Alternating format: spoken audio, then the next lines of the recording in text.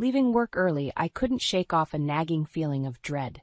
As I, Laura Bennett, a 28-year-old part-time marketing assistant, approached my home, the unease grew. My mind was racing, but I brushed off the anxiety as a side effect of not feeling well. Little did I know that my world was about to be turned upside down. Stepping into the silent house, I felt the atmosphere shift. The home I shared with my husband Daniel felt unfamiliar, almost hostile. Driven by an inexplicable instinct, I found myself tiptoeing towards the back room where muffled voices broke the eerie silence. My heart pounded against my chest, a sense of impending doom taking hold. I hesitated at the door, my hand trembling as I reached for the knob. The voices became clearer, a man and a woman, intimately engaged in conversation. Pushing the door open just a crack, I peered inside. The sight that greeted me was like a punch to the gut. Daniel, my husband of 3 years, was entwined with a younger woman. Their laughter and affectionate whispers were a stark contrast to the coldness and distance that had crept into our marriage. I stood there, frozen, as Daniel's words sliced through the last threads of trust I had clung to. "Marrying Laura was a mistake," he said, his voice laced with contempt. "Young and beautiful is what I deserve. Isabel, you make me feel alive." Tears welled up in my eyes, but I fought them back. This was not the time for weakness. I needed to be strong, to think clearly. Quietly, I closed the door and retreated, my mind racing with the betrayal I had just witnessed. It wasn't just the affair that hurt. It was the realization that the man I loved saw me as nothing more than a mistake. As I made my way to the living room, a plan began to take shape in my mind. I needed evidence, something concrete to expose them for what they were. It wasn't about revenge, it was about justice. No, who was I kidding? It was about both. I knew I had to be careful, to play my cards right. Daniel was a lawyer, cunning and persuasive. I couldn't confront him without solid proof, so I decided to gather evidence of his infidelity. It was time for me to step out of the shadows and take control of my life. In the days that followed, I became a silent observer in my own home, collecting pieces of their betrayal. Text messages, late-night calls, the subtle changes in Daniel's behavior, everything was a clue, a piece of the puzzle I was putting together. I was no longer the trusting, naive wife. I was a woman on a mission, a woman wronged, ready to strike back. As I lay in bed each night, planning my next move, I realized this was more than just about exposing Daniel and Isabel. This was about reclaiming my life, my dignity. I was ready to face the storm. I had to be. When Daniel and I first met, it felt like a scene out of a romantic movie. He was a charismatic lawyer, and I, a marketing assistant, found myself drawn to his confidence and charm. Our courtship was a whirlwind, filled with laughter, deep conversations, and promises of a future together. We married within a year, a decision that seemed right at the time, but now felt like a hasty mistake. Our married life began like a dream. Daniel was attentive, caring, and seemed genuinely interested in my life, but as the months passed, the facade began to crumble. He became more absorbed in his work, often returning late, and our conversations dwindled to mundane exchanges. One evening, as we sat in silence over dinner, I attempted to bridge the growing gap between us. "Daniel, we barely talk anymore. Is everything okay at work?" I asked, reaching for his hand. He withdrew his hand and replied coldly, "Work is fine, Laura. I'm just tired. You wouldn't understand the pressure I'm under." His words stung, creating a rift that only grew with time. As Daniel's detachment increased, so did my workload at home and the office. I tried to compensate for his absence by keeping the house perfect and excelling at my job, hoping it would bring back the man I fell in love with. Then came the day that marked the beginning of the end. Daniel, in a rare moment of candor, shared his thoughts on our marriage. "Laura, you know I love you, but I feel like you're not pulling your weight financially. I'm carrying the burden of our expenses, and it's not fair." His words felt like a slap. I had been contributing as much as I could from my part-time job, cutting back on personal expenses to support our household. "But Daniel, I've been trying my best. I'm already stretched thin between work and home," I protested. Daniel scoffed, "Your best isn't good enough. Maybe if you worked harder or got a better job, we wouldn't be in this situation." His dismissive attitude left me reeling. I thought of the late nights, the unending household chores, and the sacrifices I had made for our marriage. It was clear that my efforts and my love were not enough for him. That night, I lay awake, contemplating our relationship. The man I married, the man I thought would be my partner in life, had become a stranger. His words echoed in my head, a constant reminder of the growing void between us. The seeds of doubt and resentment took root, setting the stage for the inevitable confrontation that would change everything. The days following that conversation felt like walking through a minefield. Daniel's indifference towards me grew, and with it my sense of isolation. I started to dread his return home each evening, not knowing which version of him I'd face, the cold, distant husband, or the one who saw me as a financial burden. One particularly tense evening, Daniel arrived home earlier than usual. I greeted him with a cautious optimism, hoping for a semblance of the warmth we once shared. "You're home early, is everything okay?" I asked.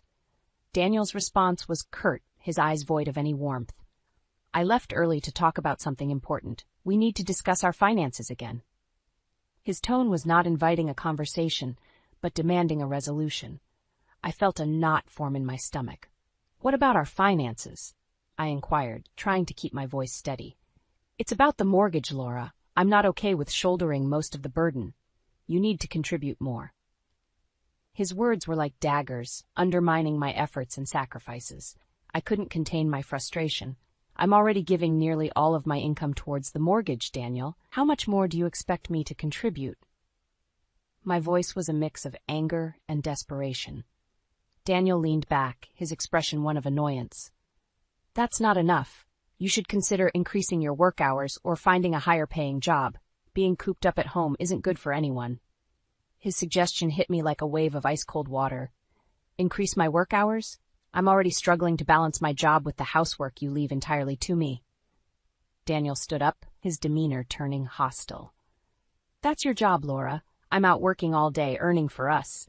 It's only fair you take care of the house, and frankly, you're not even doing a great job at that." I was stunned into silence. His words were not just hurtful. They were a complete dismissal of everything I had been doing for us, for our home. It was clear that in his eyes I was failing at being a wife, a partner. As he walked away, leaving me standing there, a mix of hurt and anger bubbling inside me, I knew something had to change. I couldn't continue living like this, constantly demeaned and undervalued. The man I married was gone, replaced by this cold, unfeeling stranger. That night, as I lay in bed, the weight of his words crushing me, I realized that my marriage was not just strained, it was broken, and I was the only one trying to fix it. It was time to stop. It was time to start thinking about myself, about my worth. And most importantly, it was time to start planning my escape from this toxic relationship. The days blurred together in a haze of resentment and disbelief. Daniel's demands and coldness continued, each word chipping away at the last remnants of our marriage. Then, one fateful day, I stumbled upon a truth that would change everything. I arrived home from work, expecting the usual empty house, only to find Daniel's car in the driveway. Confused, I entered quietly, only to hear laughter from the living room, a sound so rare in our home nowadays. Peering around the corner, my heart stopped. There was Daniel, cozy and relaxed, with Isabel, the same woman I had seen him with that day. Suppressing the urge to confront them, I retreated to the kitchen, my mind racing. This was no casual visit. The intimacy between them was palpable, undeniable. And then it hit me. Isabel wasn't just a fling, she was a full-blown affair. Later that evening, after Isabel had left, I faced Daniel. "Who is Isabel, really?" "She seems more than just a friend," I asked, my voice steady despite the turmoil inside. Daniel's reaction was swift and dismissive. "She's just a colleague. Don't make a big deal out of it, Laura." But I knew better. The way he avoided my gaze, the tension in his voice, it was all too clear. Daniel was lying, and I was done being the fool. That night, I lay in bed, my mind made up. I needed proof of his betrayal, something concrete to expose him and free myself from this sham of a marriage. My plan was simple, yet risky. I would record their encounters, gather evidence of the affair. Over the next few weeks, I became a shadow in my own home, watching, waiting. The opportunity came sooner than expected. One afternoon, I returned home to find them together again. This time, I was prepared. With my phone discreetly positioned, I recorded their intimate conversation, their plans, their betrayal. As I listened to the recording later, a mix of sorrow and rage washed over me. but there was also a sense of empowerment. I had the evidence I needed. It was time to act, to end this farce and reclaim my dignity. With each step of my plan, a sense of clarity and determination grew within me. This was not just about revenge, it was about justice. For too long I had been a spectator in my own life, but no more. I was ready to face Daniel and Isabel, to expose their deceit. It was time for them to face the consequences of their actions. Armed with the evidence of Daniel's infidelity, I felt a newfound strength. It was no longer about salvaging a broken marriage, it was about exposing the truth and getting justice. But first, I needed an ally, someone who would be as impacted by this revelation as I was. My opportunity came unexpectedly. While going through Daniel's phone one evening, I discovered that Isabel was not only married, but her husband, James, was a prominent client of Daniel's firm. This was more than just personal. It was a professional bombshell that would have far-reaching consequences. I contacted James, introducing myself as Daniel's wife, and requesting a meeting under the guise of discussing an urgent matter about our spouses.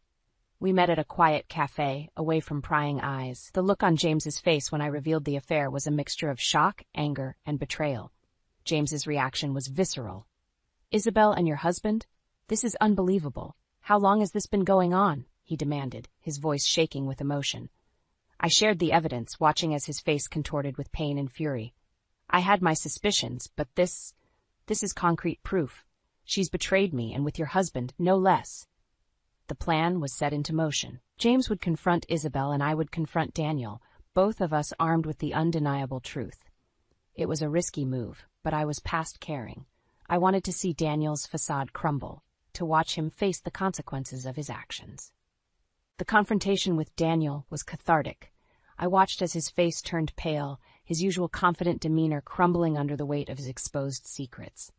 "Laura, this isn't what it looks like. We can talk about this," he stammered, his voice betraying his panic. "No, Daniel, there's nothing left to talk about. I know everything.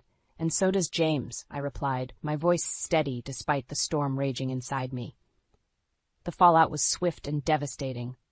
James filed for divorce and cut all personal and professional ties with Daniel. Isabel's world came crashing down, and Daniel's career took a massive hit.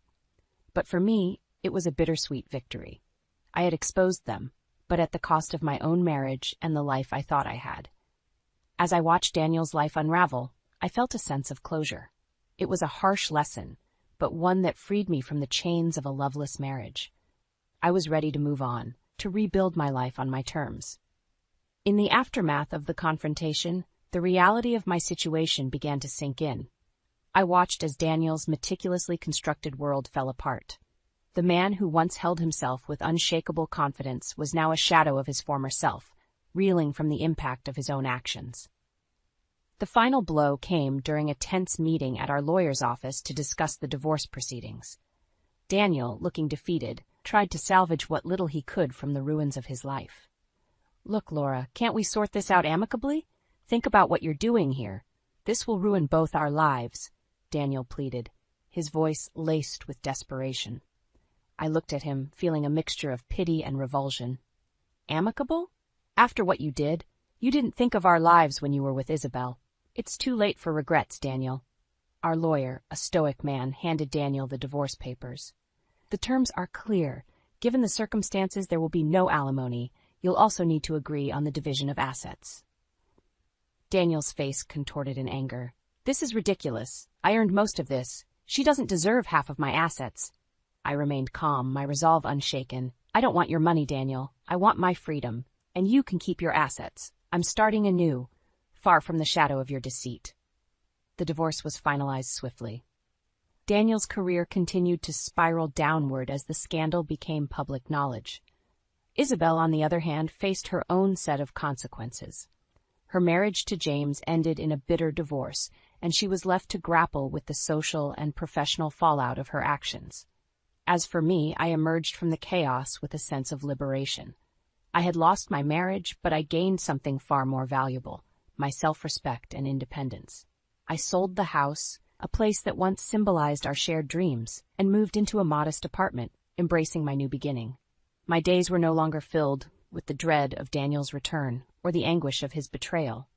Instead, I focused on rebuilding my life, rediscovering my passions, and reconnecting with old friends. The experience had changed me, but it also strengthened me. I realized that life often throws unexpected challenges our way, and how we respond to them defines us. I chose to stand up for myself, to fight back against betrayal and deceit, and in doing so, I found a resilience I never knew I had.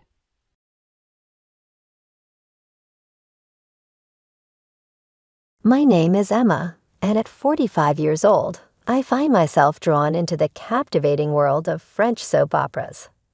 Thanks to the plethora of streaming services available, each new drama hooks me deeper, weaving intricate stories filled with intense emotions.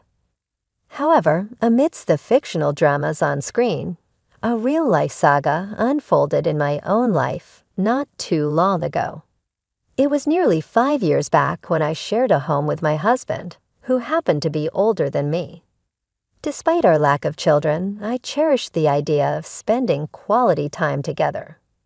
Yet an unexpected twist emerged one day when my longtime friend, Julia, whom I've known since childhood, and who even attended our wedding, called to reveal her recent divorce. The news caught me off guard, and as I returned home intending to share the revelation with my husband, he surprised me by already knowing about Julia's marital troubles. Bewildered, I questioned how he had learned about it, as I hadn't mentioned it yet. His response left me uneasy, as if he had discerned something amiss in our relationship. As the conversation unfolded, he made plans to accompany us for drinks, turning what was meant to be a girls' night out into an uncomfortable trio. Confusion and uncertainty clouded my mind as I attempted to navigate the situation, unsure of my husband's motives and feeling a sense of disconnection. I found myself puzzled by my husband's sudden insistence on joining our girls' night out. It seemed unusual, and I couldn't quite fathom his motivations. However, at his behest, I reached out to Julia to see how she felt about the idea. Surprisingly, she seemed open to the idea of us all hanging out together, which caught me off guard. I had anticipated her to prefer a night without my husband's presence. As the evening unfolded, the three of us, my husband, Julia, and I, gathered for what turned out to be an unexpectedly enjoyable outing. Despite my initial reservations, the atmosphere was light, with Julia sharing her grievances about her recent divorce, which we turned into light-hearted banter to lift her spirits. However, amidst the laughter and camaraderie, I couldn't shake off a lingering sense of discomfort. A brief trip to the restroom heightened my unease as I returned to witness what seemed like an intimate exchange between Julia and my husband. Their prolonged eye contact and seemingly private conversation left me feeling unsettled, especially considering they hadn't seen each other since our wedding. Despite my attempts to brush off my concerns, the incident continued to nag at me throughout the evening. As the night drew to a close and Julia grew increasingly inebriated, my husband's casual offer to take her home alone caught me off guard. His nonchalant demeanor and lack of consideration for my feelings left me feeling marginalized, especially considering our relationship. Although I voiced my concerns, my husband's insistence on escorting Julia home alone further fueled my doubts. His rationale seems flimsy, and I couldn't shake the feeling that something was amiss. Despite my protests, he remained adamant, leaving me to contemplate the implications of their seemingly close bond and his disregard for our relationship. In the end, as they left together, I couldn't help but wonder about the nature of their relationship and whether I had been too quick to dismiss my suspicions. The night had taken an unexpected turn, leaving me with a whirlwind of emotions and unanswered questions about the dynamics between my husband and my longtime friend. Let me recount the tumultuous events that unfolded after that fateful night. Julia, now living alone in her apartment, added another layer of complexity to the situation. The discomfort I felt during our outing transformed into disbelief as I contemplated the possibility of her sharing details with my husband while I was briefly absent. Despite my initial hesitation, I made the decision to leave them together and head home alone. The conflicting emotions turned within me as I grappled with the implications of their seemingly close bond. However, as I stepped into the familiarity of my husband's study room upon my return, I found myself drawn to the shelves, wondering if they held any clues to the truth. My eyes fell upon a forgotten photo album, its presence unfamiliar amidst the familiar surroundings.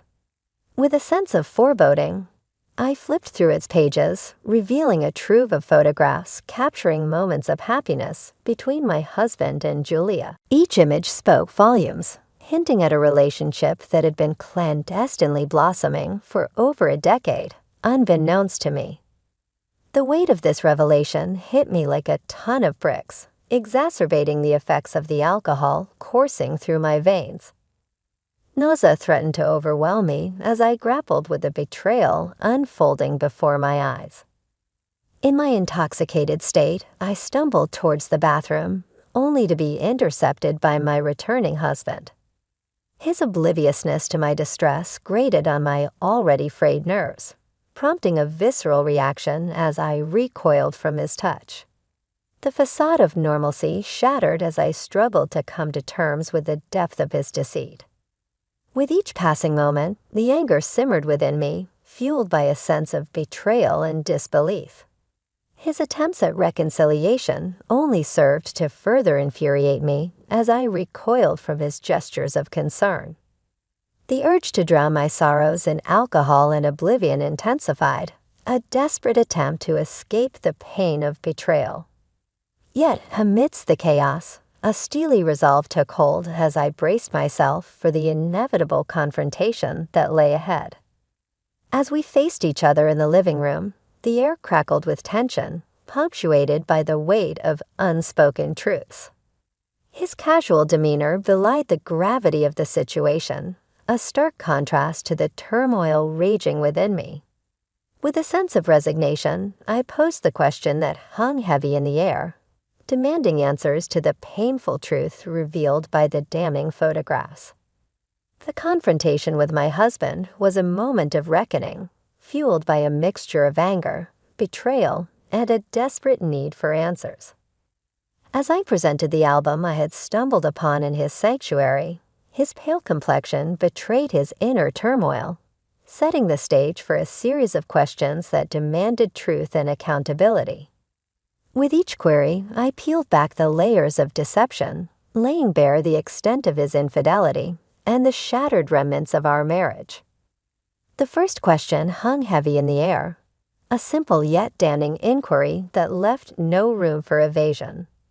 Yet his silence spoke volumes, a tacit acknowledgement of his guilt that only served to stoke the flames of my fury.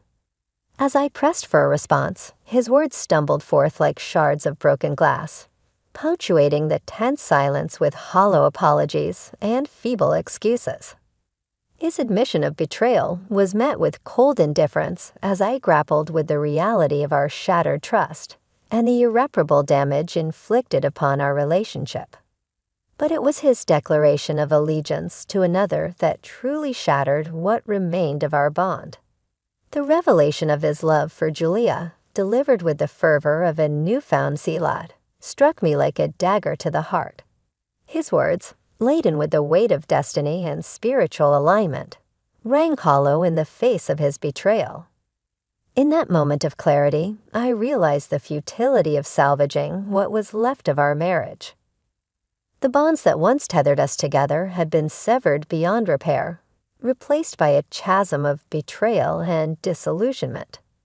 His desire for divorce, fueled by his newfound connection to Julia, was met with a resigned acceptance tinged with a bitterness that lingered like a bitter aftertaste. As we parted ways, the echoes of our failed marriage reverberated in the empty space between us, a testament to the fragility of trust and the inexorable march of fate. In the end, all that remained was the hollow shell of what once was, a testament to the fleeting nature of love and the harsh realities of human frailty. In response to my husband's absurd request for a divorce, I found myself retorting with an equally absurd attitude. As he continued to badger me with his demands, I chose silence as my shield, retreating into the sanctuary of the shower to escape his tirade. His shouts echoed through the walls, a stark reminder of the crumbling facade of our once happy marriage. With each passing moment, the rift between us widened, fueled by resentment and unspoken grievances. His insistence on divorce only served to strengthen my resolve as I defiantly asserted my independence and reclaimed my sense of self-worth.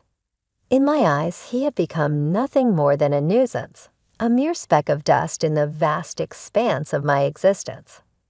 The next day dawned with an air of liberation as I embraced the newfound freedom that lay before me. With my husband gone for the day, I reveled in the solitude of my own company, relishing the peace and quiet that had long eluded me. As he returned home that evening, his footsteps echoing through the empty halls, I remained unmoved, refusing to acknowledge his presence. His frantic search for his missing shoes served as a stark reminder of the irreparable rift that had formed between us. With each passing moment, the divide between us grew wider until it seemed insurmountable. Yet I remained resolute in my decision to forge ahead alone, undeterred by his futile attempts at reconciliation. As he pleaded for my attention, I remained aloof, lost in my own world of luxurious indulgence. The clatter of his footsteps echoed through the silence, a stark reminder of the chasm that had formed between us.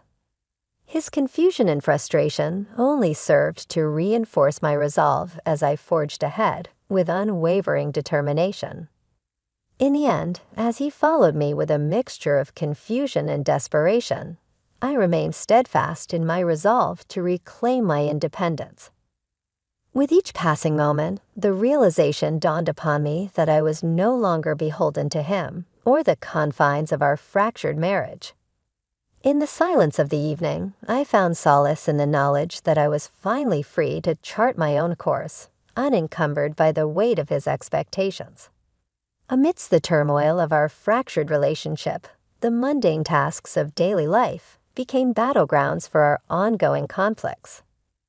As my husband demanded food, I responded with a curt dismissal, reminding him once more of my solitary existence. It was a small act of defiance, a silent declaration of my newfound independence. With each passing day, I found solace in the small victories, relishing the opportunity to reclaim my autonomy in the face of his relentless demands. Even the simple act of disposing of his toothbrush became a symbolic gesture, a subtle reminder of my newfound liberation. Yet as the morning light filtered through the curtains, I found myself face to face with the aftermath of our tumultuous night. My husband, disheveled and contrite, bore the weight of his transgressions like a heavy burden.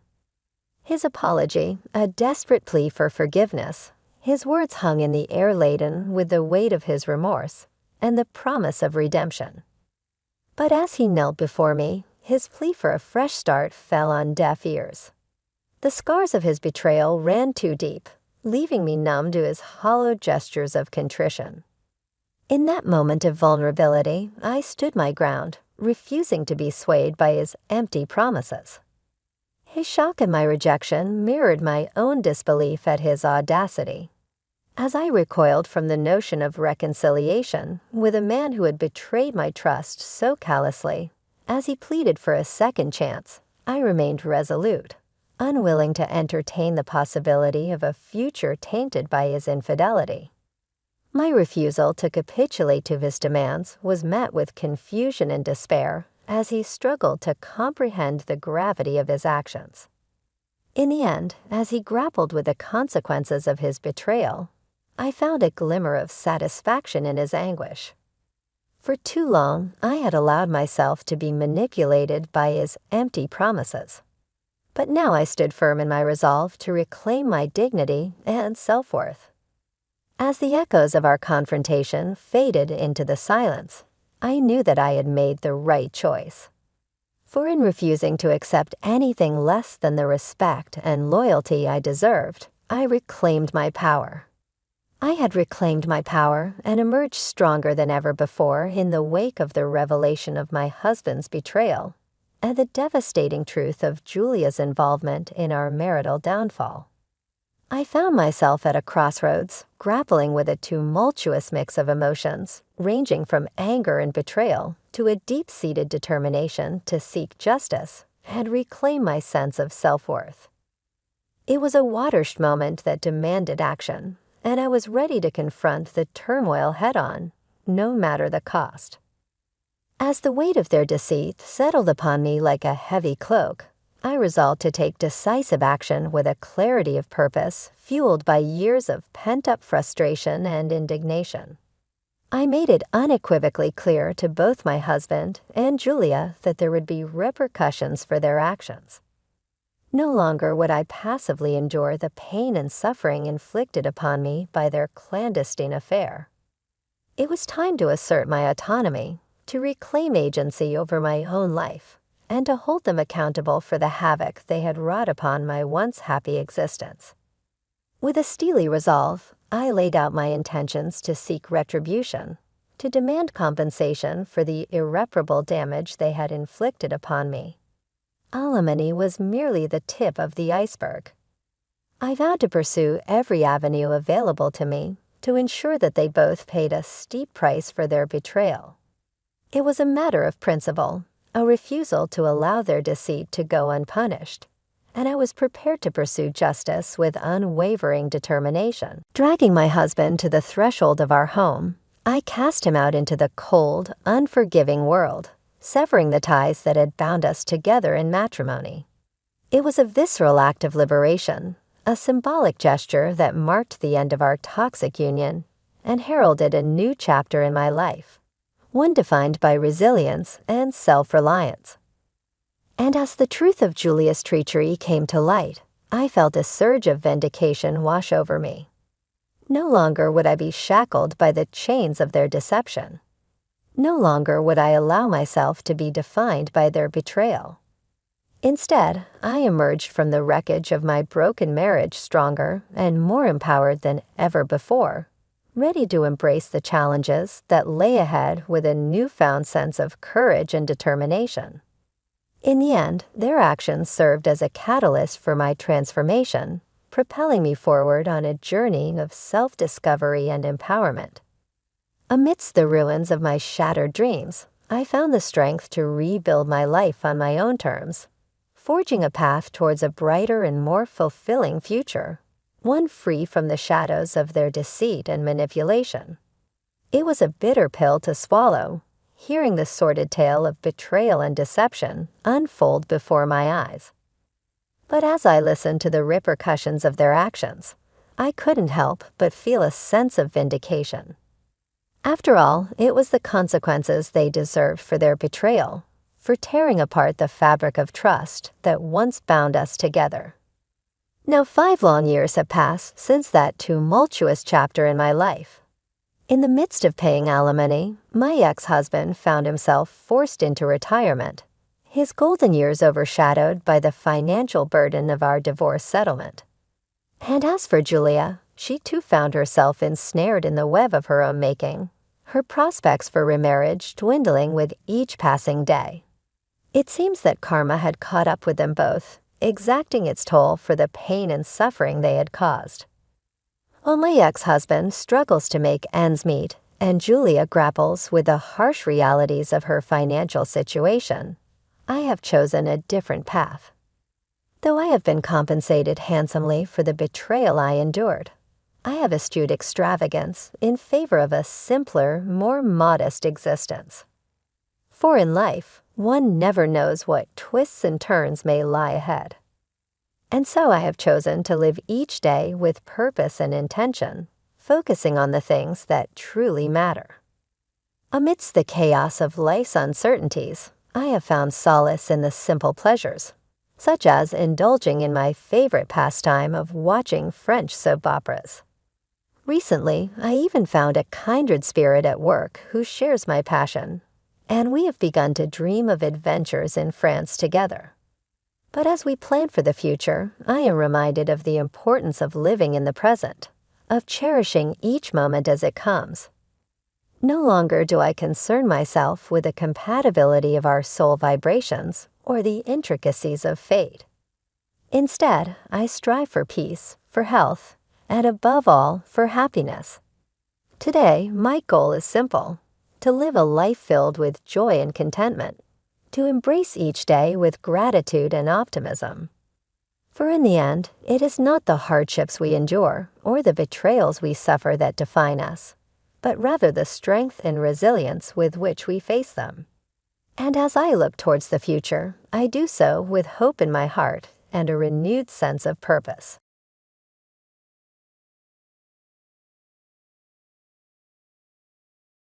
I recently found out that my husband James sold our house for $610,000 and plans to leave with his girlfriend.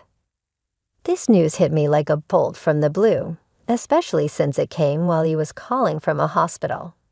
The audacity of his announcement, done with such a light-hearted tone, left me speechless. The house he sold wasn't just any property, but a special home passed down from my father. To hear him so casually mention he has a girlfriend on the side was like a punch to the gut. To top it off, when I brought up our daughter Anna, James's response was cold and dismissive. He didn't care that his decision would leave her and me in a difficult spot. The shock and anger from his betrayal and recklessness were overwhelming. I knew I had to act fast to prevent the sale from going through. My name is Laura Brown, a 35-year-old who once dreamed of a simple, happy life with my family. But life with James has been anything but peaceful. Over the 2 years, I've watched him change, growing more distant and secretive. I've had suspicions of him being unfaithful for some time now. Despite his attempts to keep his extramarital activities under wraps, certain clues like unfamiliar perfume smells and expensive gifts meant for someone else made it hard to ignore the possibility. However, without concrete evidence, I felt powerless to confront him. James works at a manufacturing plant and has developed a habit of going out frequently, often returning home late. These outings became more frequent over the past 2 years, raising my suspicions further. Yet I've been too afraid to confront him directly about these affairs, hoping for some undeniable proof before taking any drastic steps. Reflecting on our past, it's hard to believe how much has changed. James and I met a decade ago, and his warmth and honesty quickly won me over. We married after 3 years of dating, and soon after, our daughter Anna was born. From the outside, our marriage seemed idyllic, but the reality was far from it, especially as the challenges of parenting and household responsibilities grew. Now faced with James's latest betrayal, I'm at a crossroads, forced to take action not just for my sake, but for Anna's as well. Over time, the daily demands of caring for our daughter became more challenging for me to manage on my own. Initially, I reached out to James for help with tasks like bathing and preparing meals for our daughter after he returned from work. At first, James, recognizing his role as a father, willingly assisted with childcare. However, as these requests turned into a regular expectation, his willingness faded, and he began to express his frustration openly. He argued that since I was a stay-at-home mom, managing our child's needs should fall solely on my shoulders, questioning why he, exhausted from work, should have to contribute to these tasks. His outbursts left me feeling isolated and overwhelmed, especially during the evenings when I struggled to soothe our daughter's tantrums and prepare her for bed. James's detachment from parenting grew to the point where he would outright ignore our daughter's requests to spend time with him, attributing playtime and emotional support to mom's job. His indifference wasn't just towards the playful aspects of parenting. It extended to moments when our daughter needed comfort, responding to her tears with impatience and criticism of my parenting skills. This behavior forced us, my daughter and me, to retreat into our world, seeking solace in each other's company away from his harsh words. Amidst this, I longed for personal time to engage in activities I enjoyed, such as reading or watching movies. But the constant presence and needs of our daughter made this nearly impossible. Meanwhile, James seemed to freely enjoy his interests without considering the imbalance in our household responsibilities or the impact of his verbal abuse on us. The financial dependency on James compounded my feeling of helplessness, as confronting him or making significant changes seemed unfeasible without jeopardizing our daughter's well-being. Years passed in this manner, with James's behavior and our strained relationship remaining unchanged. The compassionate and engaged partner I once knew had completely vanished, replaced by someone disconnected and critical. I navigated our daily lives with the primary goal of avoiding conflict and ensuring our daughter's needs were met despite the growing toll on my well-being. One day, as my daughter and I were drawing together, she complimented my art, suggesting I could pursue drawing as a career. Her innocent encouragement reminded me of my past aspirations and talents, which I had set aside. Her words, filled with admiration and joy for the simple photoshops I created, sparked a moment of clarity and hope. Despite the challenges, her belief in me offered a glimpse of a potential path forward, one where my passions and skills could provide a new beginning for us. Despite the challenges at home, drawing remains a cherished hobby of mine. I often share my artwork with my friends Margaret and Carol, who never fail to express their admiration. They marvel at my ability to create such beautiful photoshops, considering the difficult situation with James, my husband, whose temperament can be quite challenging. Hannah, our daughter, has blossomed into a remarkable young girl, embodying honesty and positivity that contrast sharply with my reserved nature. She's well-liked at school, a testament to her friendly and open attitude, and even her teachers hold her in high regard. When Anna shared her appreciation for my drawings, it was a moment of pure joy for me. Her acknowledgement and the pride she expressed in having a mother who draws filled me with newfound confidence. Her happiness became a beacon of hope for me, a reminder that there's still joy to be found in our lives together. In those moments, I find the strength to continue cherishing the simple yet profound joy of Anna's smile. One evening, James returned home in a state of inebriation, a sight becoming all too familiar and concerning. After he passed out, I discovered a hotel receipt in his pocket, concrete evidence of the infidelity I had long suspected but never confirmed. This discovery stirred turmoil within me, prompting me to contemplate my next steps carefully. The following day, after James left and Anna was at school, I couldn't shake off the thoughts about the hotel receipt. I had always chosen to wait for undeniable proof before confronting James about his possible affairs. Now, faced with such evidence, I felt compelled to address the issue head-on, but I was uncertain about how to approach the situation. Amidst my contemplation, an unexpected call from an unknown number caught me off guard. It was the General Hospital informing me that James had been admitted for emergency surgery related to a severe kidney condition. The news that he might need a kidney transplant was shocking and overwhelming. Despite the pain and betrayal caused by James' actions, the thought of losing him was unbearable. I wanted him to recover, to have a chance at life. The hospital staff explained the urgent need for a compatible donor and the process of testing for donor compatibility. As I absorbed this information, my feelings were a mix of concern for James's health and the complexity of our situation. The prospect of a kidney transplant was daunting, yet it presented a critical moment for reflection on what lies ahead for our family. Through the sleepless night that followed, my thoughts were consumed with James's condition and the significant decisions we faced, highlighting the unpredictable nature of life and the importance of compassion even in the most trying circumstances. In a surprising turn of events, I was identified as the most suitable candidate for a kidney transplant for James. Given James's unique situation as an only child and the ill health of his parents, it fell upon me to consider this significant gesture.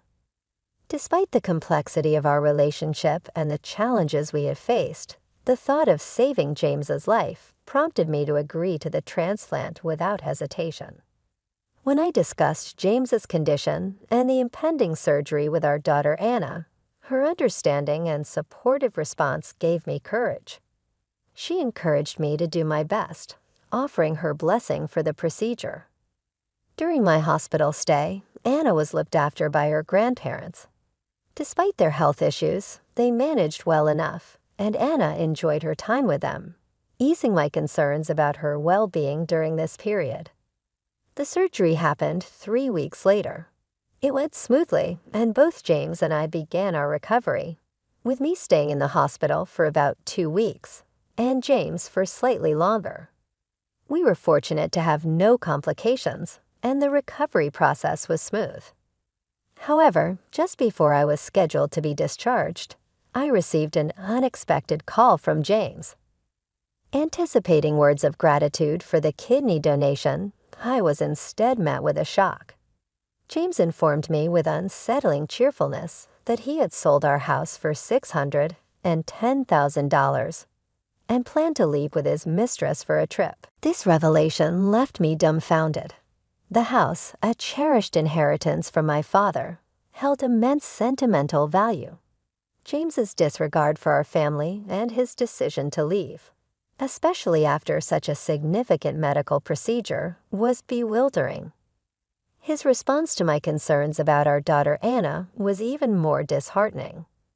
James's indifference to leaving her behind, coupled with his harsh words, filled me with anger and disbelief. The betrayal and the abrupt decision to sell our home and embark on a new life with someone else immediately after the life-saving surgery I had undergone for him was beyond comprehension. This moment of crisis forced me to confront the harsh reality of our situation and the need to navigate the future for Anna and myself with strength and resilience. I knew I had to find a way to prevent James from hastily selling our home and leaving with his mistress, especially after his shocking announcement. It was hard to grasp that he would make such a drastic decision while still recovering in the hospital. The stress from this revelation not only extended my hospital stay, but also left me feeling defeated and unsure of how to protect Anna and myself from this impending upheaval. In my concern for our future, I reached out to Anna, anxious about how we would manage without our home. My call to her was filled with worry, but Anna's response was unexpectedly reassuring. She explained that despite James's claims, our home had not been sold.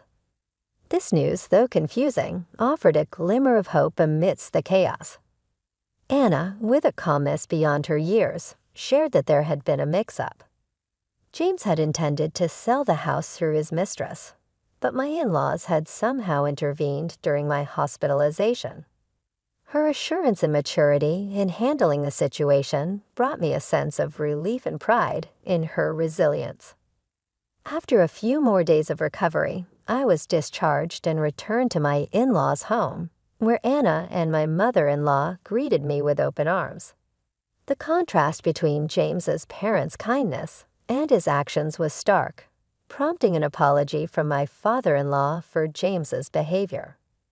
As we were about to return home, we encountered James and his mistress in a heated argument with a realtor. Their disheveled appearances and the tension between them were a public spectacle. It turned out the buyer had backed out at the last minute, leaving their plans in disarray. Approaching them, I was filled with a mix of emotions, witnessing the fallout of their failed scheme firsthand.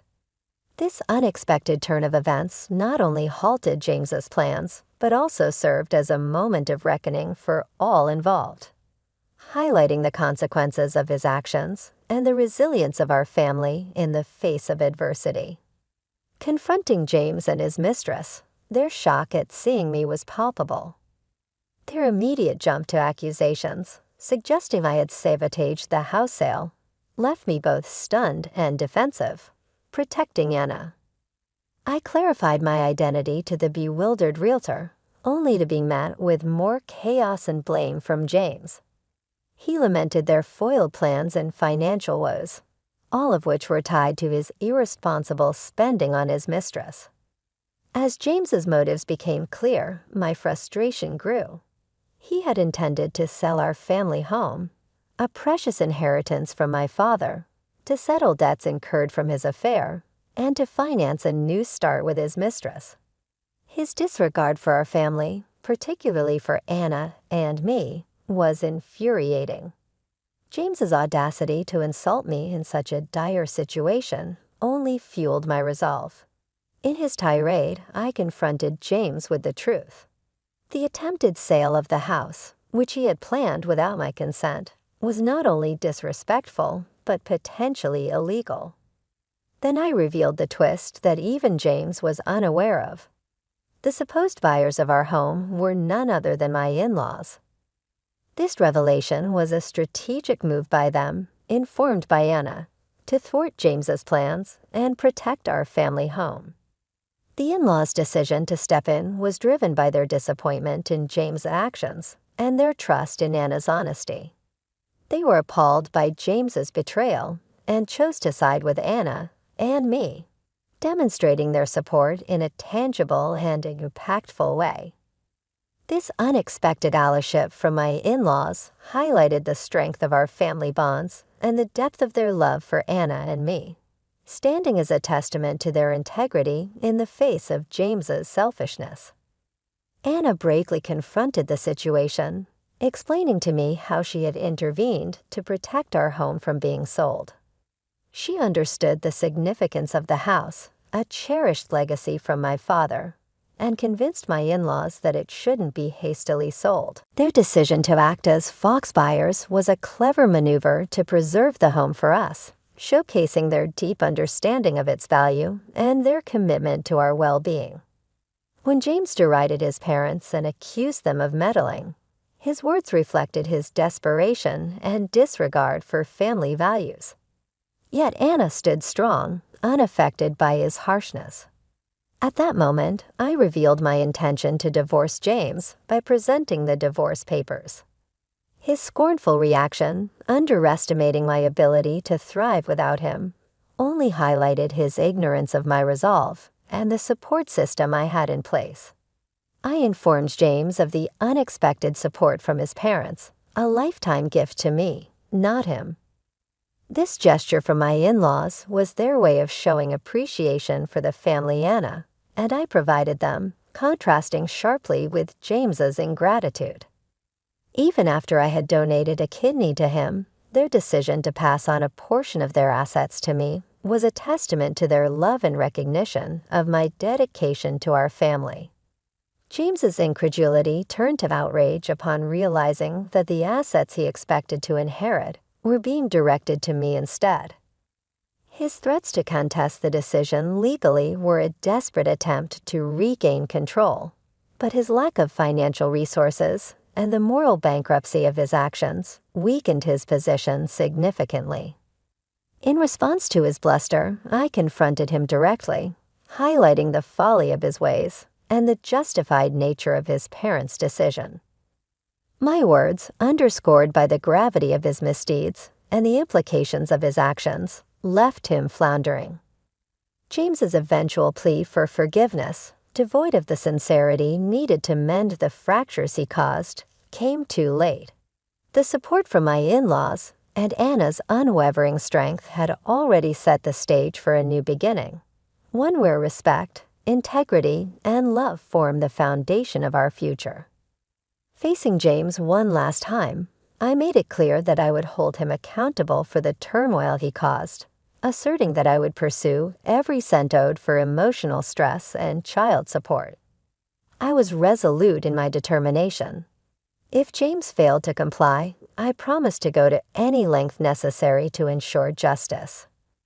This declaration sent James and his mistress fleeing in panic, leaving behind a scene of their own making.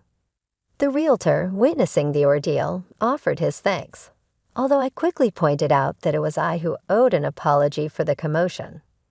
With the situation resolved for the moment, Anna and I left, her admiration for my stance shining through despite the circumstances. Her smile and gratitude reinforced my promise to always protect her. The divorce from James proceeded without complication, closing a chapter of enduring hardship in what felt like a surprisingly straightforward manner. Reflecting on the patience I had for our strained marriage, I was struck by the ease of its conclusion and pondered why I had tolerated so much for so long. In the aftermath, James's life unraveled further. His financial recklessness and the end of his affair, compounded by job loss due to company cutbacks, and his probable misconduct, painted a picture of his rapid decline.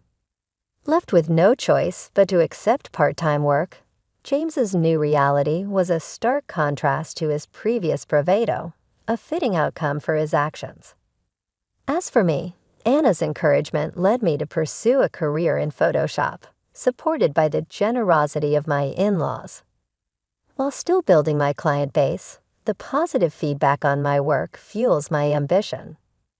With every Photoshop project, I'm reminded of the new path Anna and I are forging together, away from the shadows of the past and towards a future filled with hope and determination.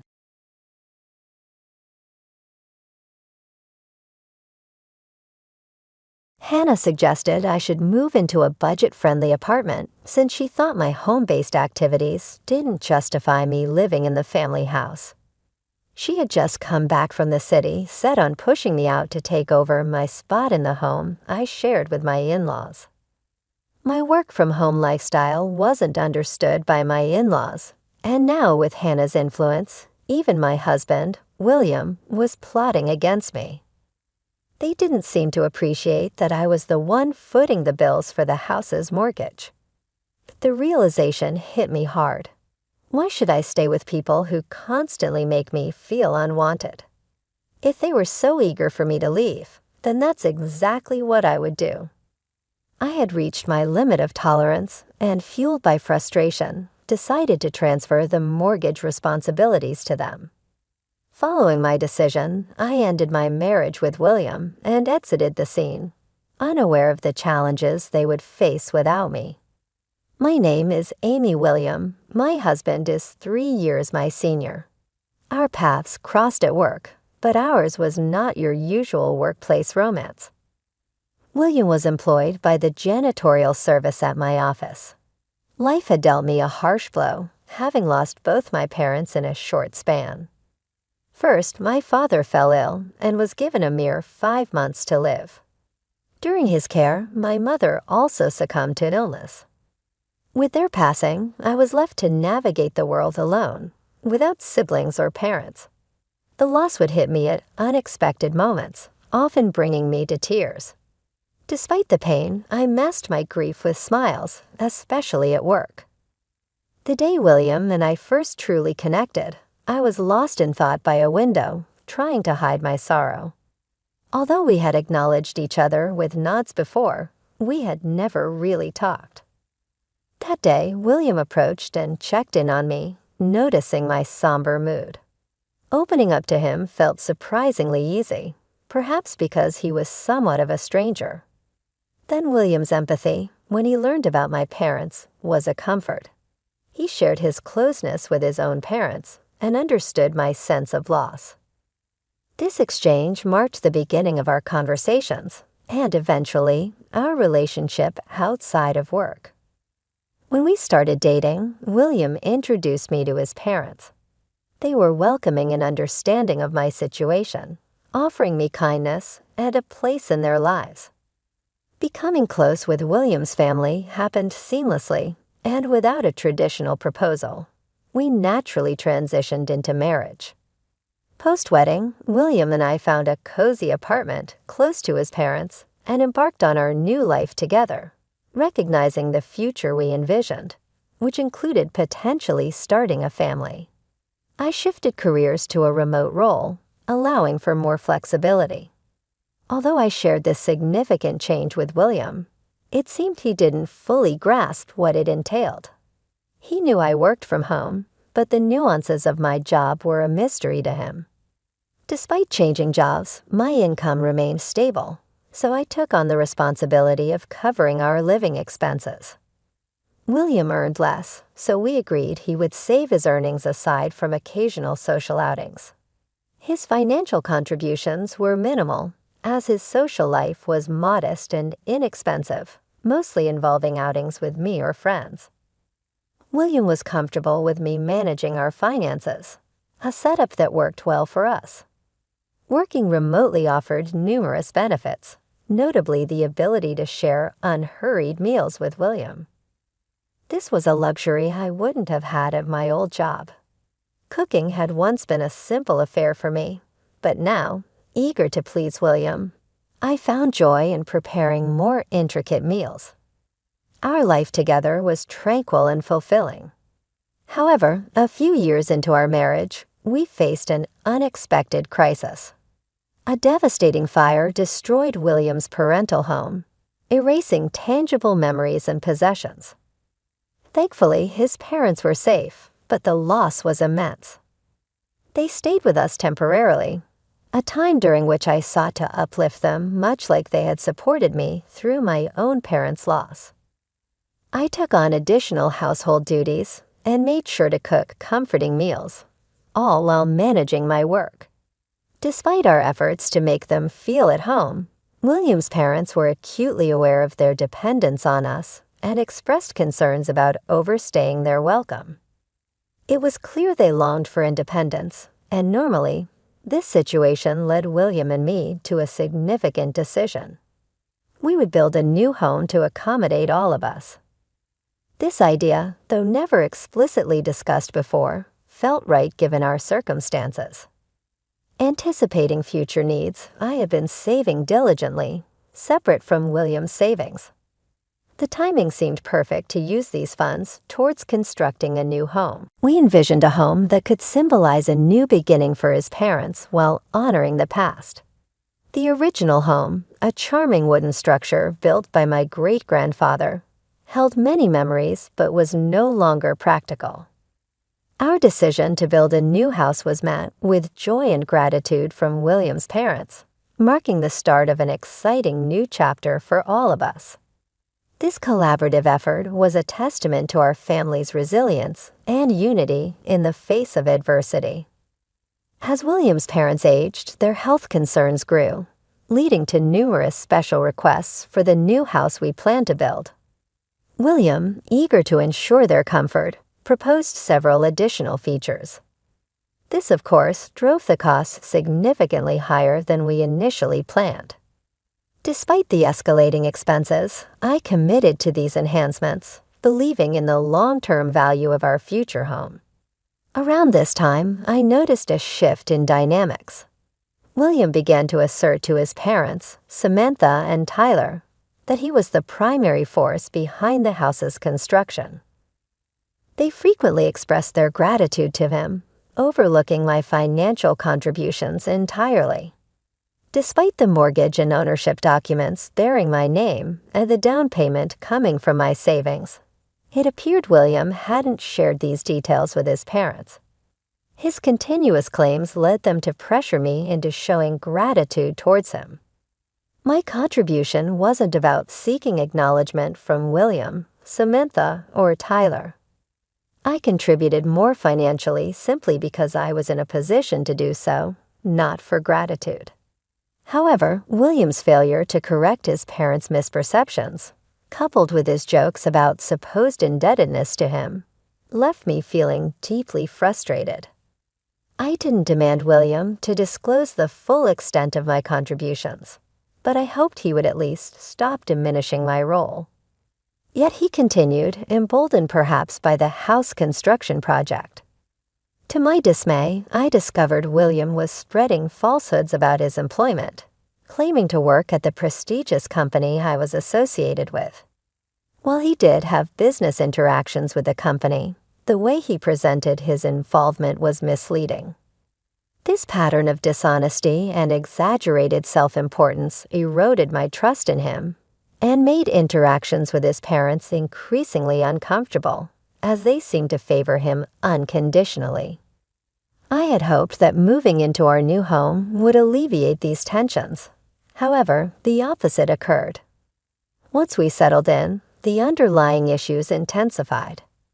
William and his parents failed to grasp the legitimacy of my remote work, misinterpreting my home-based job as leisure. Complaints about my supposed idleness became more frequent, with insinuations that I should contribute more despite my financial support and ongoing work commitments. Their attitudes drove me to seek refuge outside our home, opting to work from cafes just to escape the constant snide remarks. This change in my work environment was a direct response to the growing discomfort and misunderstanding within my own home, highlighting the deepening divide between us. I continuously asked William to address his parents' misconceptions about my work. Although William might not fully grasp the nature of my job, it was my income that sustained our household, including his parents. All I wanted was for him to communicate the simple truth to them. However, William dismissed my concerns, suggesting I ignore their comments. Consequently, with the perception that I wasn't working, I was burdened with all the household chores, and his parents began to treat me like their personal assistant. Reaching my breaking point, I confronted them, expecting William's support in the moment of my distress. Contrarily, William rebuked me for speaking out and shockingly presented me with divorce papers as a threat to conform to their expectations. William's unprecedented anger and ultimatum left me feeling powerless, leading me to reluctantly acquiesce to their demands. Following this incident, both William and his parents became distinctly indifferent towards me, with my only respite being the time spent working on my computer, immersing myself in my job to escape the harsh reality of my home life.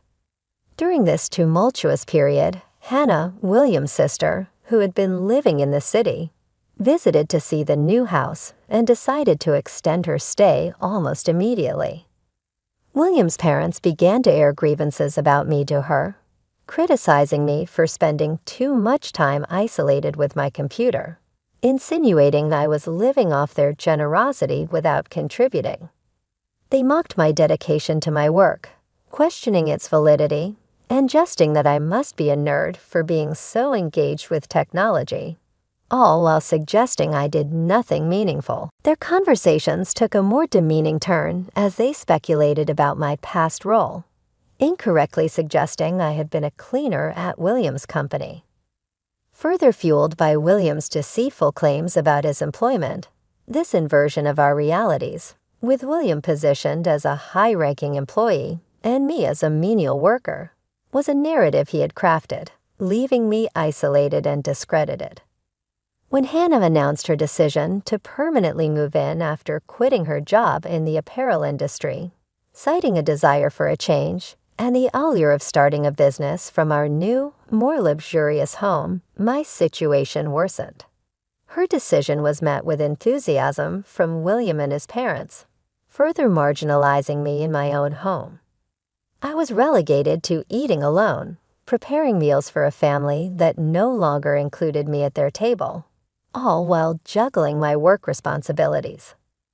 This arrangement persisted until Hannah's departure date, when she unexpectedly declared her intention to stay indefinitely, finding the house comfortable and seeing an opportunity to reset her career. Her announcement was celebrated by William's parents and William himself, who took pride in the praises for the house, further solidifying my position as an outsider within my own home. Despite Hannah's recent decision to stay with us permanently, there was no room specifically allocated for her.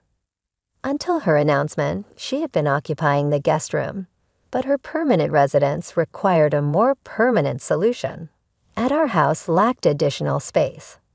After spending 2 weeks with us, Hannah boldly stated her expectation for me to vacate. "I'll live here, so you should leave. She declared confidently, suggesting that my home-based lifestyle didn't merit a place in such a desirable home. She insisted I should find a less expensive living arrangement elsewhere. Samantha, aligning with Hannah, dismissed my attempts to explain the validity of my work, leaving me defenseless against their groundless judgments. The assertion that I was unproductive simply. Because I worked from home, it was a tactic used to pressure me unfairly. Frustration was mounting within me as William passively observed the unfolding drama, neither defending the truth nor correcting misconceptions. I had remained silent up to this point, mindful of William's feelings, but the situation compelled me to assert the truth openly. I informed Samantha, Tyler, and Hannah that the house was registered in my name, the mortgage payments were my responsibility, and the initial down payment was sourced from my savings without any financial contribution from William. William's reaction to my confrontation was panic followed by defensive aggression and attempts to discredit me further, indicating his desperation to maintain a facade. Despite my clear explanations, his parents and Hannah remained unwavering in their support for him, labeling me the liar. The realization dawned on me that leaving this toxic environment might be the only way to preserve my sanity, especially since they erroneously believed William could sustain the financial burden of the household. Resolved to extricate myself from this untenable situation, I reconsidered the divorce papers William had previously brandished as a threat. The prospect of transferring the house's title to William initially seemed to please him immensely, as he likely envisioned gaining full ownership without understanding the accompanying responsibilities. However, the process of changing the mortgage into his name revealed William's aversion to the complexities involved. He naively thought it was a mere matter of signing his name, unaware of the legal and financial implications. Reluctantly, I accompanied a clueless William to the bank and a legal advisor for the necessary consultations. Throughout, William's attention was fixated on his smartphone, showing interest only when it came time to sign the documents, eagerly inquiring if this would officially transfer the house into his name. Upon my confirmation, he signed with enthusiasm, oblivious to the realities of his new obligations. Once the legal procedures were finalized, the house, along with its mortgage responsibilities, would indeed be transferred to William. I had painstakingly explained the situation multiple times, yet it seemed only the full weight of his new role as the sole proprietor would reveal the true extent of his misconceptions and the financial obligations he had underestimated. I couldn't help but marvel at William's reaction. Even after transferring the house and mortgage into his name and proceeding with the divorce, he jubilantly shared the news with Samantha, Hannah, and Tyler. It baffled me how they could still entertain the notion that William was employed by a prestigious company while viewing me as jobless. Observing this, I was struck by disbelief and a sense of liberation, knowing my next steps were clear. Following the transfer, William planned a trip to celebrate the divorce, instructing me to vacate the house during their absence. They embarked on a lavish trip abroad, expecting me to disappear quietly.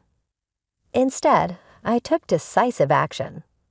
During those 12 days, I sold all the furniture and appliances I had brought into our shared home and packed my personal items. Simultaneously, finalizing the sale of a luxurious condo on the top floor of a high-rise building, a place I had stumbled upon seemingly waiting for me, priced at around $8 million. The timing felt serendipitous, and I seized the opportunity to make it mine. The 3 years spent in turmoil with William's family had been taxing, but the prospect of starting anew in my condo filled me with excitement. Unbeknownst to them, I had a substantial inheritance from my parents, which I had wisely invested over the years. These investments flourished, significantly increasing my wealth. I had once dreamt of sharing this fortune with William and retiring early together, but I kept this secret, a decision I now regarded as fortuitous. Their disregard for financial prudence had been a painful lesson, reinforcing my choice to keep my assets hidden. Moving to the condo allowed me to design a living space that truly reflected my tastes, free from the influence and criticism of William and his family. This new home became my sanctuary where I could work in peace, surrounded by objects and memories I cherished, with no one to undermine my lifestyle. I looked forward to exploring new hobbies like joining a cooking class or yoga studio and embracing a tranquil life.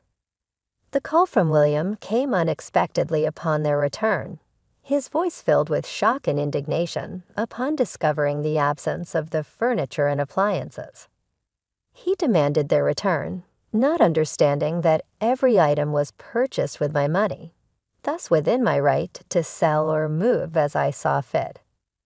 I felt no obligation to leave behind any part of my life with them, not wanting to retain any ties to a household that had brought me so much distress.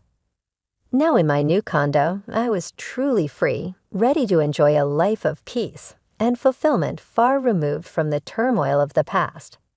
When I informed William that the items were already sold, he persisted, demanding I repurchase them. I countered, suggesting that someone with a job at a major corporation like him should have no trouble buying new ones. With that, I ended the call, ignoring his subsequent attempts to contact me. Time moved on, and 2 months after William and his family's return from their celebratory trip abroad, I had fully embraced my new life, forming friendships with my neighbors and enjoying various activities, such as cooking classes, recommended by a friend living just below my condo. One day, as I returned from a class, William called, curious yet cautious. I answered, wondering if there was a lingering issue with the paperwork. William's voice, filled with panic and confusion, echoed the chaos of their return.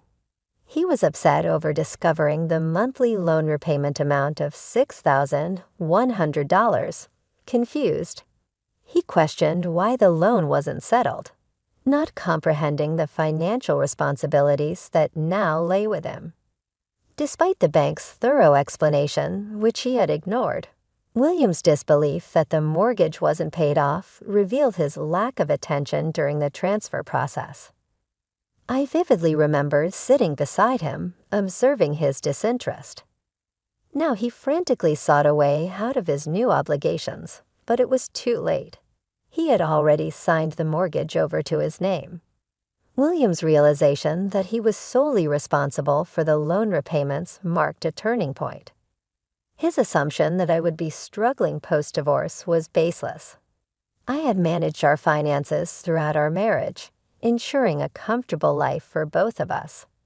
Reflecting on the past 5 months, I pondered over William's lifestyle with his family, likely living beyond their means under Hannah's influence, until the reality of the mortgage hit them. William's predicament seemed distant to me now, as if belonging to a stranger. Indifferent to their financial woes, I took a moment to enlighten William about my current situation, living comfortably in a luxurious condo thanks to my successful investments.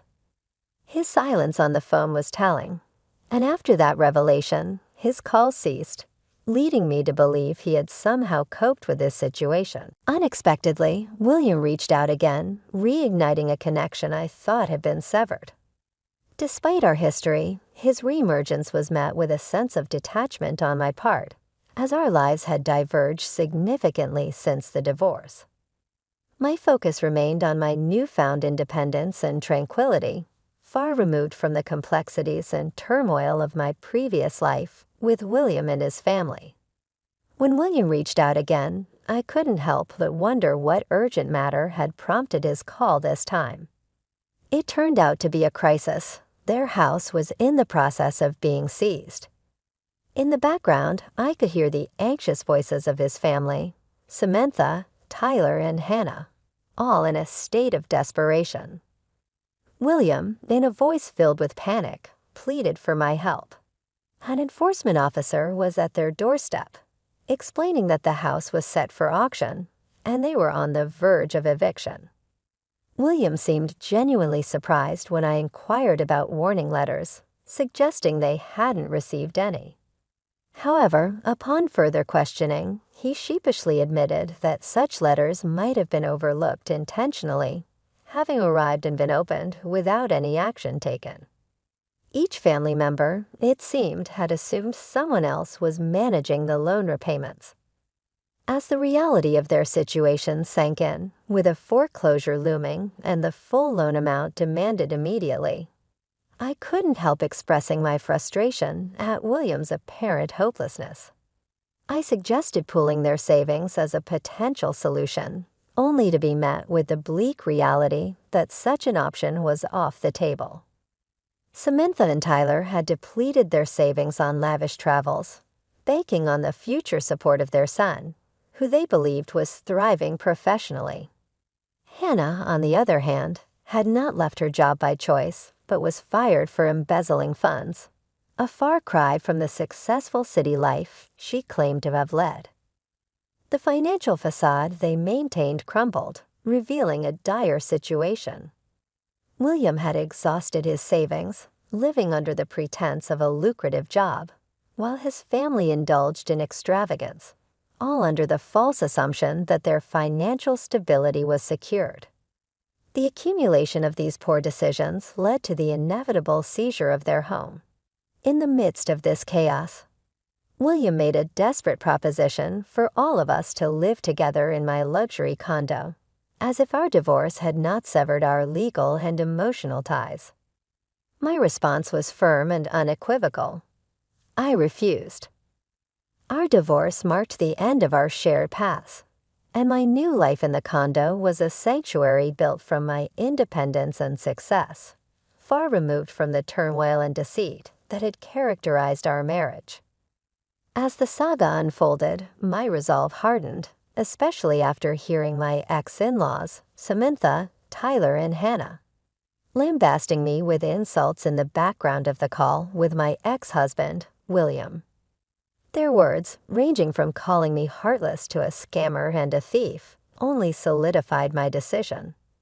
Their bitterness and blame-shifting, a direct consequence of their own decisions and actions, showed no signs of self-reflection or remorse. Eventually, their argument turned inward, spiraling into a cacophony of blame among themselves. It was at this moment I chose to sever all ties, quietly ending the call and ensuring no further contact by blocking William's number. A few days later, a newspaper headline caught my eye, detailing a father-son altercation that escalated to the point of police intervention. Immediately raising suspicions about William and his father, confirmation came through a mutual acquaintance, revealing the dispute did indeed involve William and his family, stemming from tensions that boiled over after my last conversation with them. The altercation led to their arrest and minor injuries for all involved, alongside a police warning.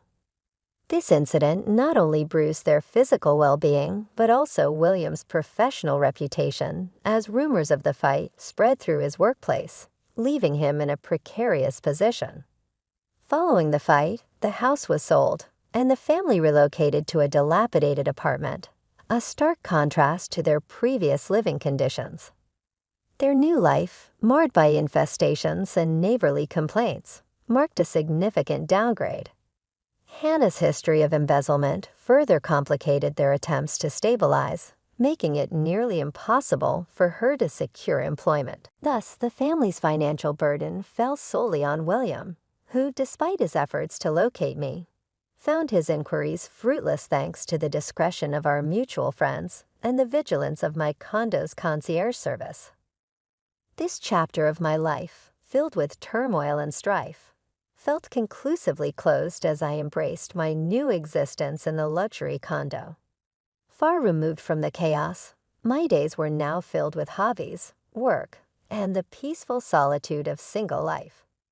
The decision to move forward unencumbered by the past or thoughts of marriage was not just a choice, but a declaration of my newfound independence and contentment.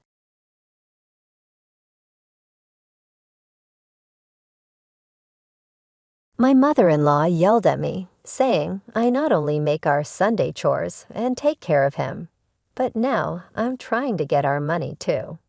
She called me lazy and said I only bring in $700. I felt scared as she pointed a knife at me. It hurt my feelings a lot. I was doing all the work and looking after the kids because my husband didn't have a job. I couldn't take it anymore. I left everything and took my child to my parents' house. My name is Emily. I'm 23 years old, and I live with my husband, our child, and my mother-in-law. My husband Richard was popular in high school. He was good at soccer and was the student president. Everyone admired him. He came back to our town after getting a job and asked me out. We started dating seriously after a few dates. Even as an adult, he was still the handsome, impressive guy I fell for. After I finished vocational school, I found out I was pregnant. It was a bit unexpected, but I thought I could have a happy life with my child and Richard. But things got tough when we talked about life after getting married. Why don't we move into my parents' house after we get married? Richard suggested. But I want it to be just us three with our child, I replied. But won't it be expensive to live on our own? He asked. If we stay with my parents, we won't have to worry much about money. And if we both work, we can afford our own place, right? I reasoned. Well, about that. My income this month isn't great, Richard admitted. How bad is it? I asked. It's less than $11,000, he confessed. What? Why is it so low? You told me you were working at an egg company, I exclaimed. I quit that job. Now I'm making money at the casino and doing part-time work, he explained. At a casino? Why would you do that? I questioned. After just 1 month, he quit his job. If you're okay with paying for everything, we can live in an apartment, he said casually. His lack of enthusiasm made me worried.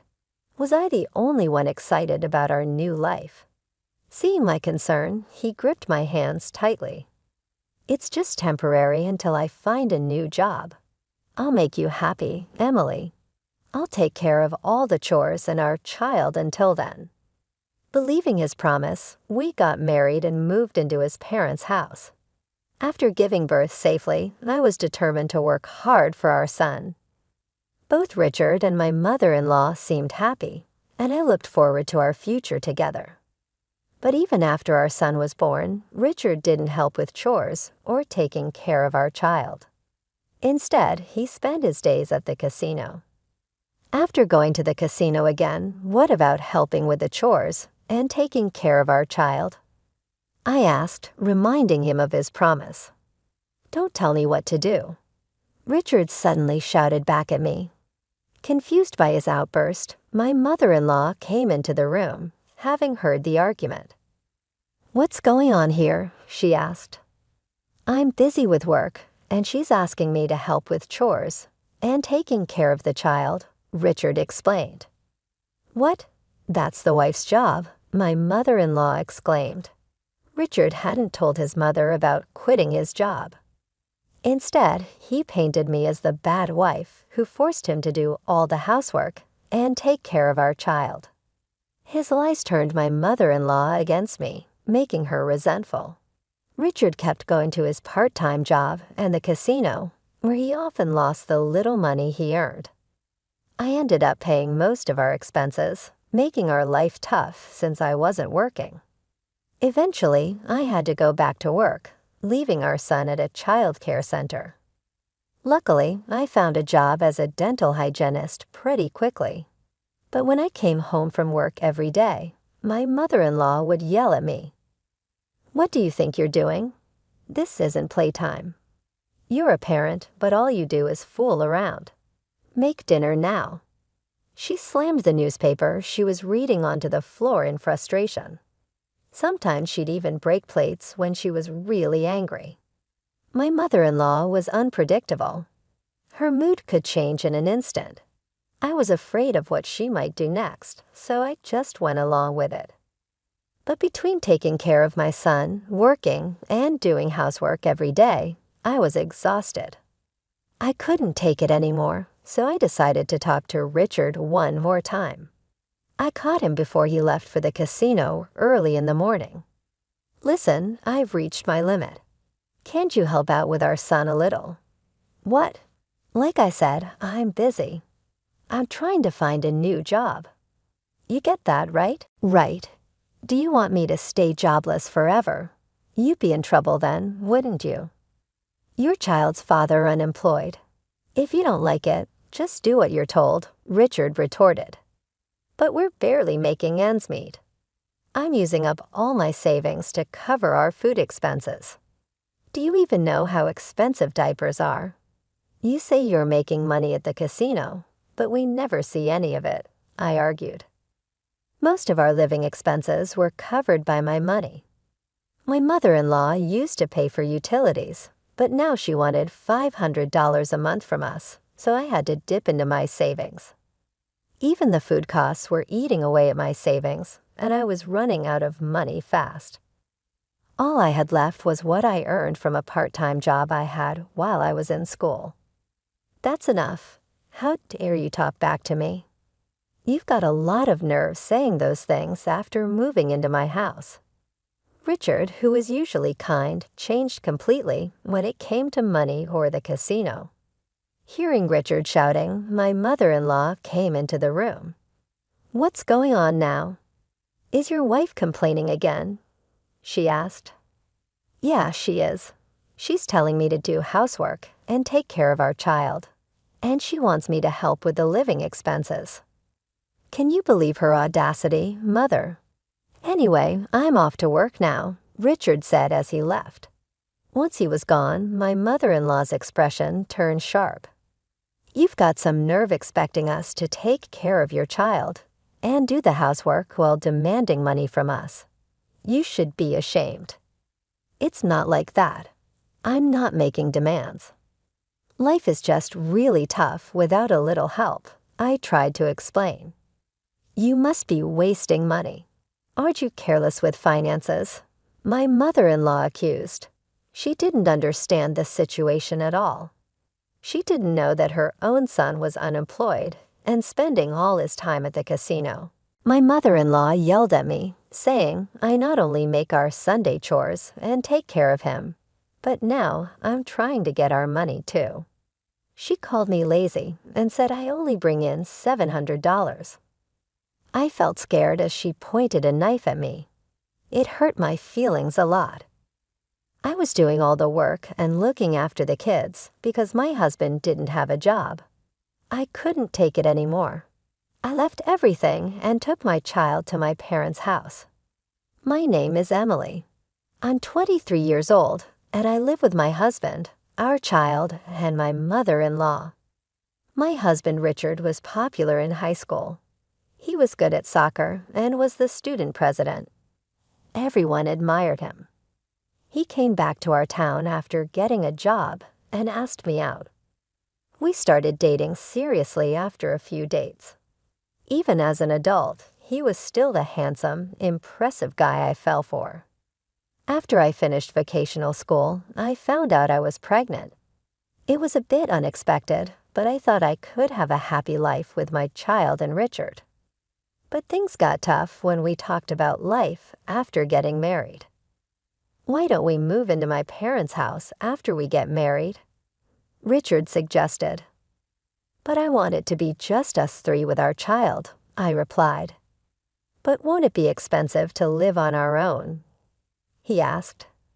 "If we stay with my parents, we won't have to worry much about money. And if we both work, we can afford our own place, right?" I reasoned.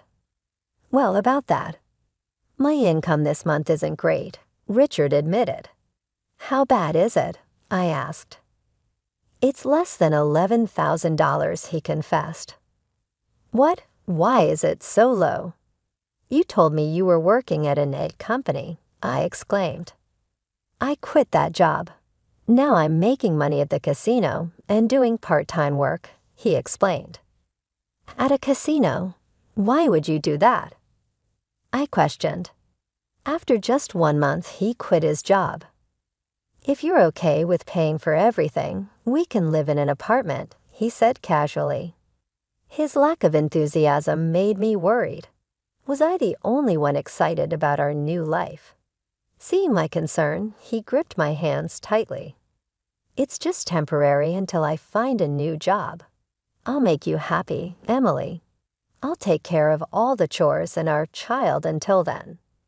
Believing his promise, we got married and moved into his parents' house. After giving birth safely, I was determined to work hard for our son. Both Richard and my mother-in-law seemed happy, and I looked forward to our future together. But even after our son was born, Richard didn't help with chores or taking care of our child. Instead, he spent his days at the casino. After going to the casino again, what about helping with the chores and taking care of our child?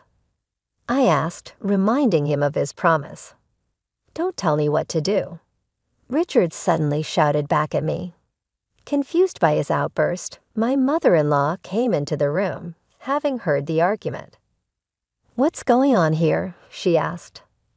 I'm busy with work, and she's asking me to help with chores and taking care of the child, Richard explained.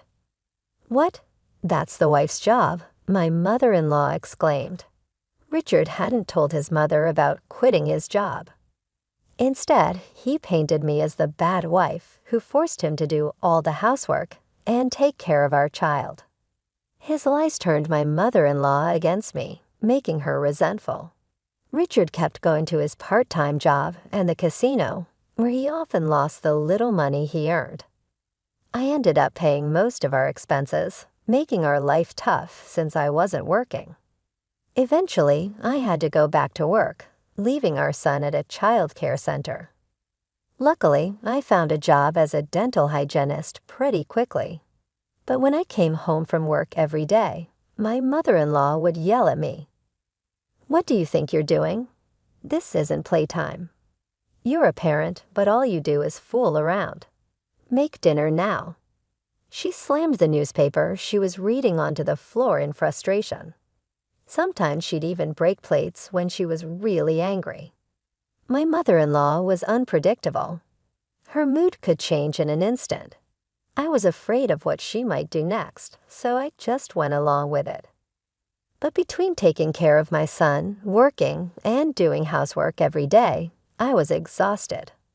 I couldn't take it anymore, so I decided to talk to Richard one more time. I caught him before he left for the casino early in the morning. Listen, I've reached my limit. Can't you help out with our son a little? What? Like I said, I'm busy. I'm trying to find a new job. You get that, right? Right. Do you want me to stay jobless forever? You'd be in trouble then, wouldn't you? Your child's father unemployed. If you don't like it, just do what you're told, Richard retorted. But we're barely making ends meet. I'm using up all my savings to cover our food expenses. Do you even know how expensive diapers are? You say you're making money at the casino, but we never see any of it, I argued. Most of our living expenses were covered by my money. My mother-in-law used to pay for utilities, but now she wanted $500 a month from us, so I had to dip into my savings. Even the food costs were eating away at my savings, and I was running out of money fast. All I had left was what I earned from a part-time job I had while I was in school. That's enough. How dare you talk back to me? You've got a lot of nerve saying those things after moving into my house. Richard, who was usually kind, changed completely when it came to money or the casino. Hearing Richard shouting, my mother-in-law came into the room. What's going on now? Is your wife complaining again? She asked. Yeah, she is. She's telling me to do housework and take care of our child. And she wants me to help with the living expenses. Can you believe her audacity, Mother? Anyway, I'm off to work now, Richard said as he left. Once he was gone, my mother-in-law's expression turned sharp. You've got some nerve expecting us to take care of your child and do the housework while demanding money from us. You should be ashamed. It's not like that. I'm not making demands. Life is just really tough without a little help, I tried to explain. You must be wasting money. Aren't you careless with finances? My mother-in-law accused. She didn't understand the situation at all. She didn't know that her own son was unemployed and spending all his time at the casino. I was told to keep quiet, but I couldn't hold back anymore. Do you know that Richard isn't earning anything? He's unemployed because he quit his job. Why are you saying that? Richard has always been successful. Sure, he didn't pass his college entrance exams, but he got a job at a reputable company, my mother-in-law insisted. He quit that job after just a month. Now he's always at the casino. I can't manage on my savings alone. It's not fair, I pleaded. Don't talk nonsense. My mother-in-law refused to believe me. Her son, who had always been successful in sports and studies, was her pride and joy. She couldn't accept that he was now unemployed and wasting his time at the casino. Her face turned red with anger, and she stormed out of the room. When she returned, to my horror, she was holding a knife. What are you going to do? Please stop. I stepped back, holding my son close. My mother-in-law advanced towards me, knife raised. I'm tired of your insults towards my son. How a wife like you is ruining Richard. You're a lazy parasite, living off a measly $700. Get out of this house. Her harsh words made me break into a cold sweat. I feared for my son's safety. Seeing my fear, my mother-in-law seemed satisfied and lowered the knife. Good, you understand. We don't want parasites like you here. Just stay quiet and do your chores, she said before leaving the room. Feeling the tension lift, I collapsed to the ground. My son started to cry, sensing something was wrong. I held him close, stroking his back, and made a decision. We couldn't stay in this house any longer. It was unbelievable that someone could threaten with a knife so casually. She didn't even seem human. Until now, I had been swayed by Richard's sweet words after every argument. I used to think I needed to support him, that he would fall apart without me, but I had reached my limit. Above all, I had to protect my crying son in my arms. I couldn't raise him in this house. I decided to leave the next day. In the morning, my stern-faced mother-in-law spoke to me. Emily, get ready for my husband's memorial service next week. All our relatives will be there, so everything must be perfect. Without waiting for my reply, she left for a neighbor's house. Next week was my father-in-law's memorial service. Richard and my mother-in-law had been planning a big feast and reminiscing about him.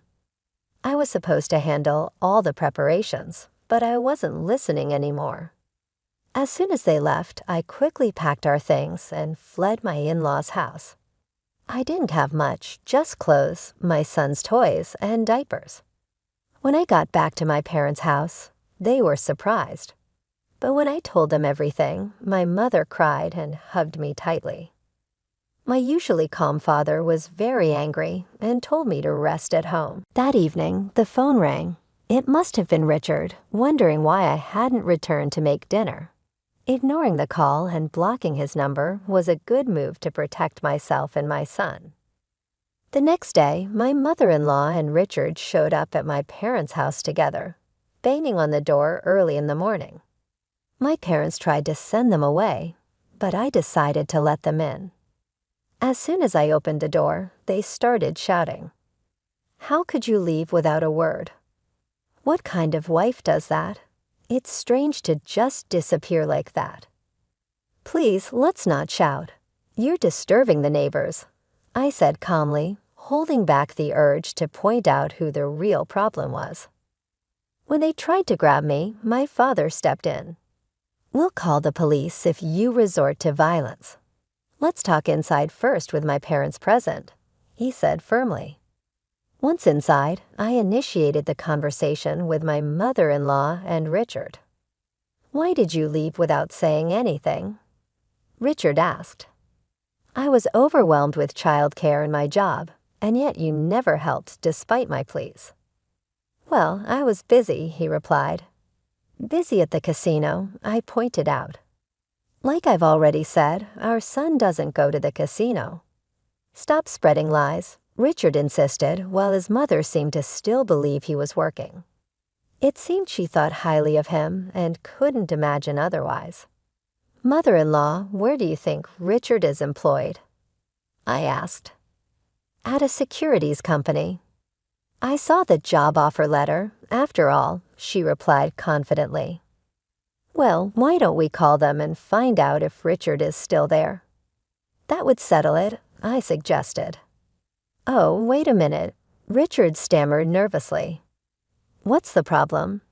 "If you're working there, it shouldn't be an issue," I pressed.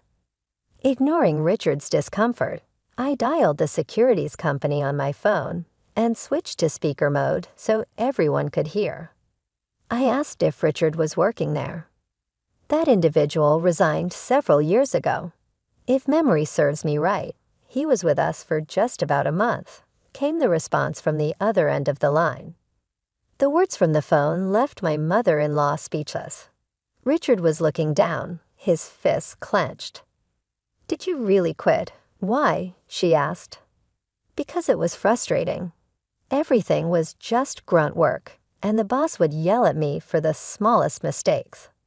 "It felt like harassment," Richard explained. "Richard, why didn't you tell us what you've been doing since?" I asked. "I'm job hunting," he replied vaguely. "How many years have you been job hunting? You don't seem to be getting any offers. Tell me, how many companies have you applied to so I can verify?" I pressed. "Well, there aren't any good job offers. When a good company comes along, I'll get a job," Richard said confidently.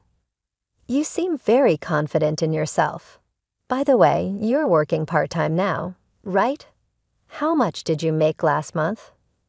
I questioned. $700, Richard admitted reluctantly. $700? Didn't you tell me that Emily could only earn $700 and couldn't support herself, so you were the one supporting her? I questioned, realizing that Richard had misled his mother about my income.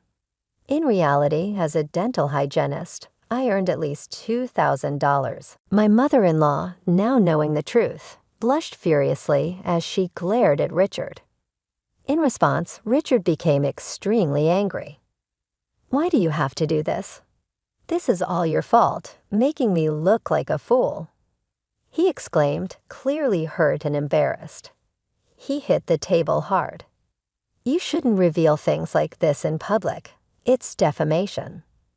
If you want to sue, go ahead, but I'll sue you for threatening me with a knife too.